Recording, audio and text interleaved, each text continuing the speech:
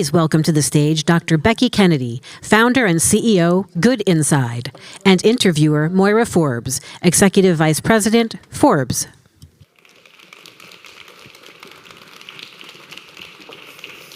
I am very excited for this conversation with Dr. Becky because we've been hearing from and meeting so many extraordinary leaders today. But I think as we saw with those amazing young women, and I think a question that all parents grapple with is how do we create or help raise resilient, kind, compassionate children to help really shape the future that we all want to see. Dr. Becky is someone who is reshaping those conversations herself, and today we're going to talk about how to build the skills to ensure that our children can thrive, but also have opportunities to really reshape what leadership looks like in the future. So thank you, Dr. Becky. I want to start off because one of the things I think that's so seminal to your work that I thought was really interesting is you say parents don't need to be perfect.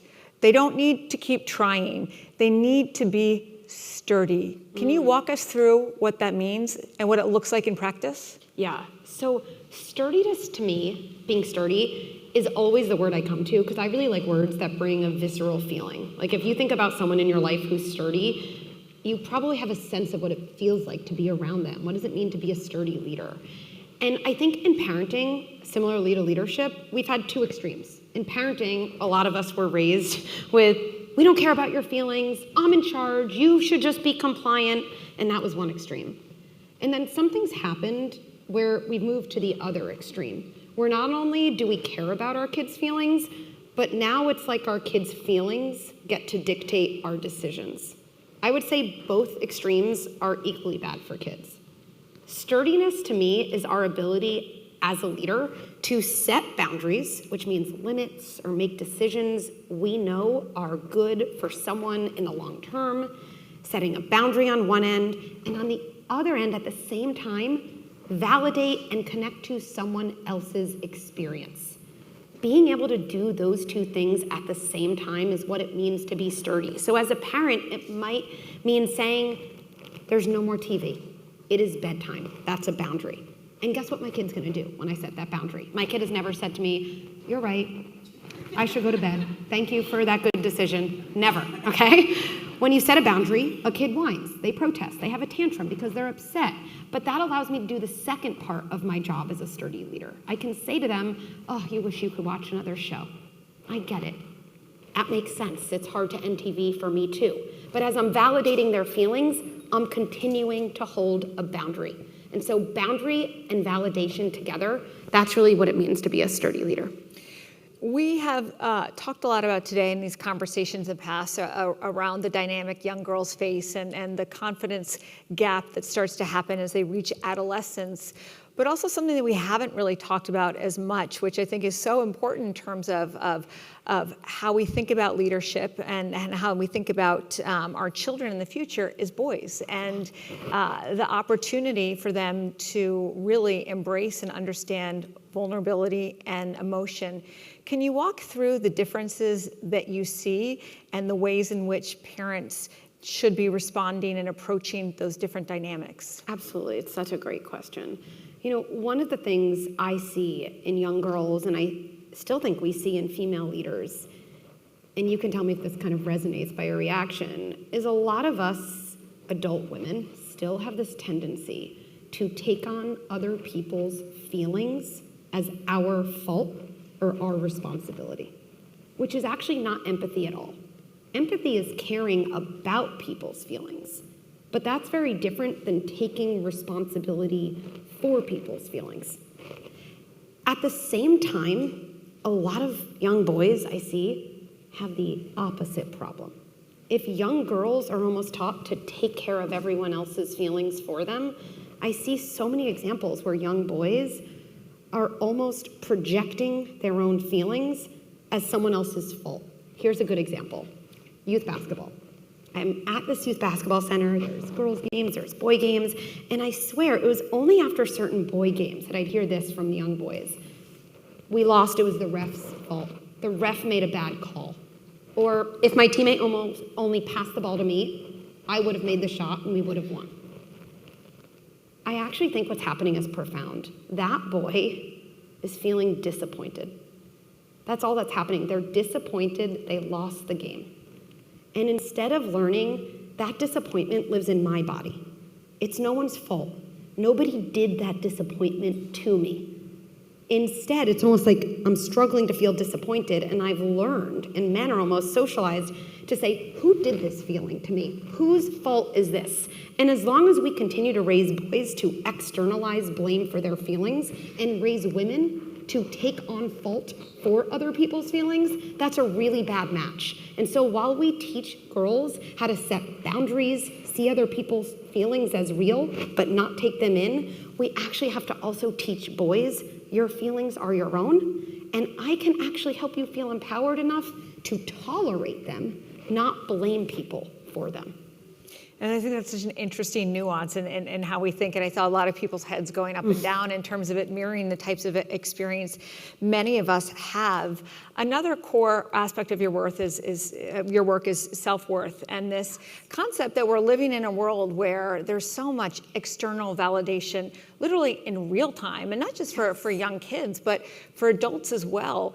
How do you think about building models and systems for your children around self-worth and sturdiness in a way that better prepares them to really develop and harness that self-value earlier in life? Yeah.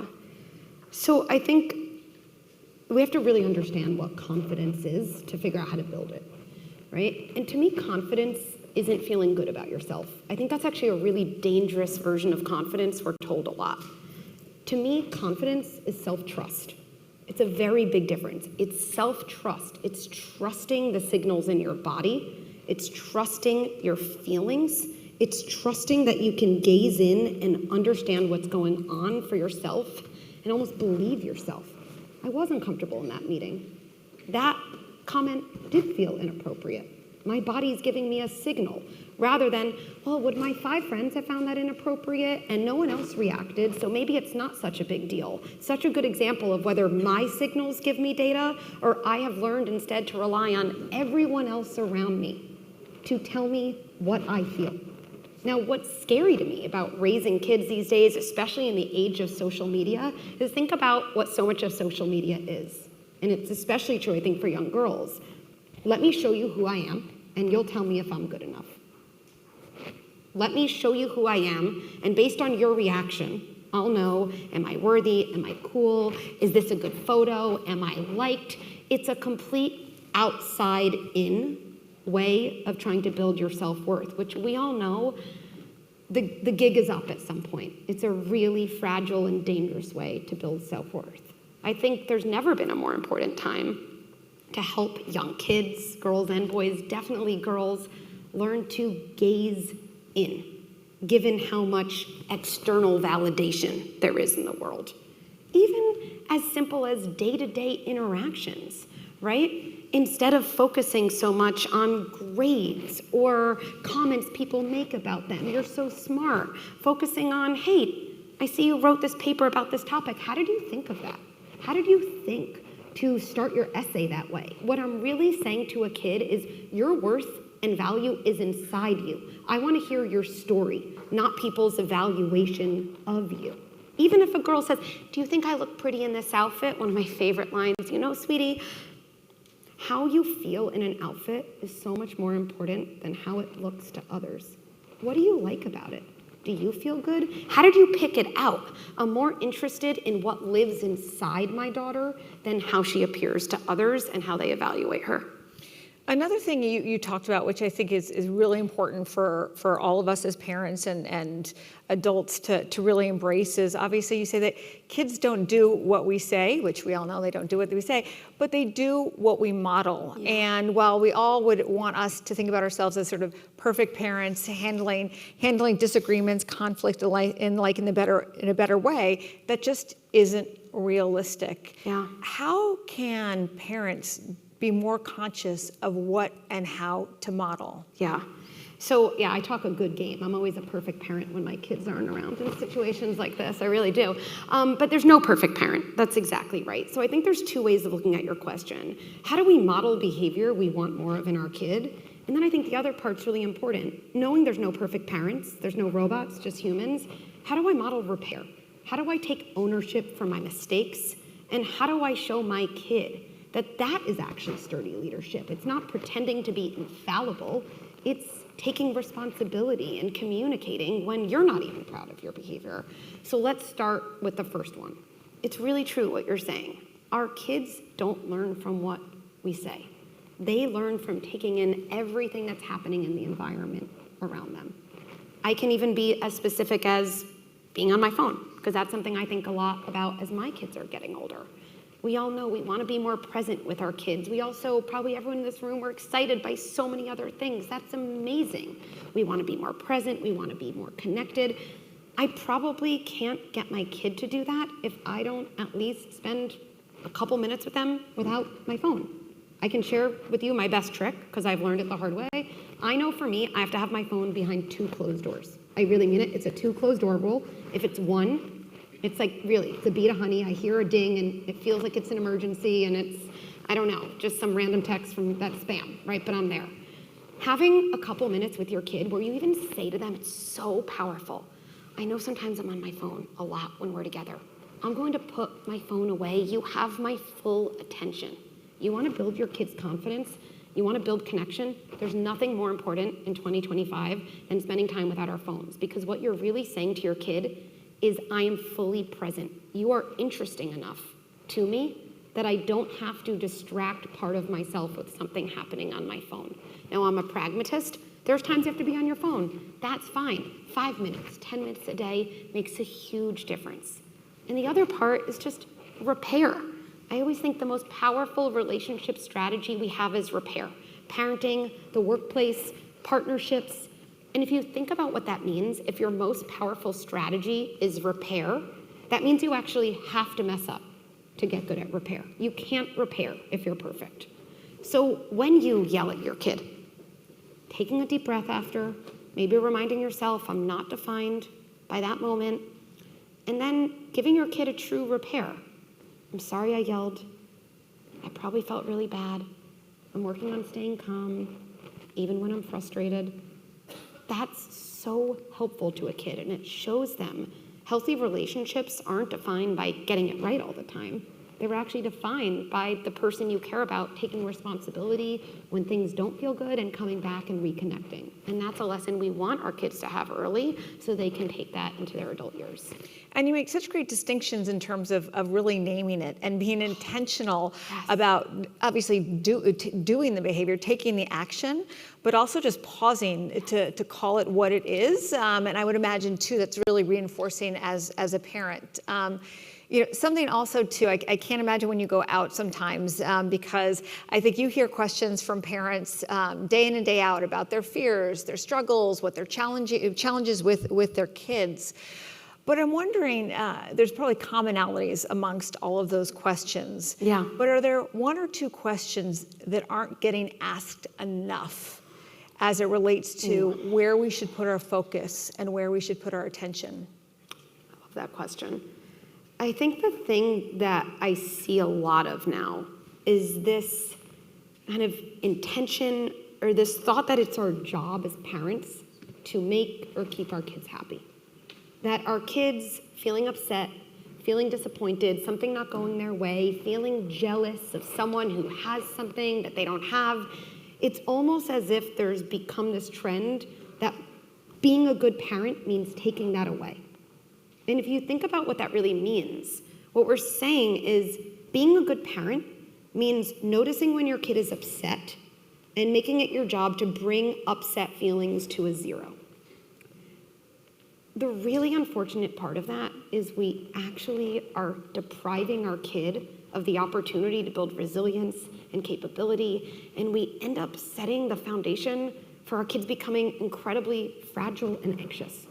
Because really what childhood is about is learning to cope with the widest range of situations, not toxic situations, but when our kids are left out of a birthday party and learn that doesn't mean I get to plan my own fake birthday party the same day to just get out of my upset feelings. What we're really setting them up for is the time that's gonna happen when they're older, when, you know what, they're also going to be left out of a birthday party, or they're not going to get a promotion at work when other people in their analyst class did get that promotion. And if we make it our job to bring distress to a 0, to bring jealousy to a 0, to bring anger to a 0, then what we're really saying to our kids is the only feeling you're prepared to feel in adulthood is happy, which is really scary, because I don't know anyone in this room who feels like resilience and success comes from always optimizing for happy.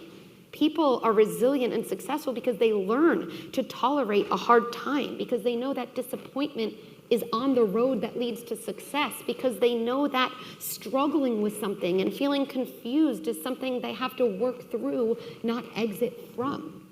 And so what I think we need to ask ourselves more is, what comes up for me when my kid is upset? Even in the name of making them happy, is this really about making them happy? Or is this really about making myself more comfortable because I'm uncomfortable when my kid's uncomfortable? Because I don't really want to deal with the tantrum, because I kind of want to avoid my kid being upset with me. And if we reframe that as, let me try to be more long-term greedy in my parenting. The truth is, I'm not just parenting for today. I'm parenting today because these are the building blocks my kid is going to have for the rest of their life. Well, when my kid, let's say, doesn't get the teacher they want, or isn't with their best friend in their class, what's going to be more helpful for them? If I swoop in and fix it, which kind of says, I don't really think you're someone who can deal with this either. Or is it going to be helpful to say, oh, I know, your best friends are together and you're not in that class. Of course you're upset. I would be too. And here's the thing. I'm not going to call the school, because you're a really capable kid and we're a really capable family. And we're going to talk about it. We're going to get through it. Sure, I'll make you some extra play dates, but you're going to end up getting so much out of this year when you see you can deal with this. I promise you that's what kids need. And that's actually also, I think, what gives us confidence as a parent. Not that we can make all of our kids' troubles go away, but that we can be the kind of parent who can handle anything that comes our way. That's a gift for our kid and for ourselves. You know, as we begin to wrap up, I mean, parenting is the most important job that we have. It's also the most important leadership training ground. But in the lives we all lead and the complexities, many of us are going back to school, late nights, tantrums, whatever it may be, it's really hard and exhausting. And so I would ask, are there certain practical pieces of advice or tips that people can use to really more easily infuse these things day to day, or to prioritize so that we're not constantly feeling like we're behind? Yeah, I think there's a couple quick things. Number one, I think the idea that parenting should come naturally, that we have maternal instinct, that should be enough. The idea that maternal instinct should be enough for the hardest job in the world, where most of us want to do things differently than we're done in our home, I think is the biggest thing holding us back. I don't know anyone in this room who got anywhere in their career because they said, I shouldn't have to learn, I shouldn't need support, this should all come naturally. That would be absurd. Okay, there's certain things that come naturally and there's a lot that don't. So many people, they invest in their careers, they get education, they get support, they have mentorship, but when it comes to motherhood, we're filled with shame. So to me in this room, if we can say, let's actually approach motherhood with the same attitude, with the same growth mindset. We've looked at our career, education, support, someone who gives us tips here and there. That's a sign of our strength, not of our weakness. And then the other very quick thing is, to me, moments of transition with our kids, especially when we lead busy lives, they have so much weight. First 5 minutes of the morning, just start your day with your kid, if you have a kid tomorrow, just by saying, I'm so happy to see you. Put your phone away for a couple minutes. Just make that a point of connection. You see your kid tonight, say something similar. I love you so much. Have I told you that today? I'm so lucky to be your parent. Those small moments in a transition can kind of set the foundation for what comes next and can have a huge impact. Well, Dr. Becky, thank you. Thank you for those insights. And again, I think they're so applicable in terms of raising children, but also just in our day-to-day lives in business and as leaders. So appreciate all of your insights around how we can better raise and guide the next generation of leaders before us. So thank you. Thank you.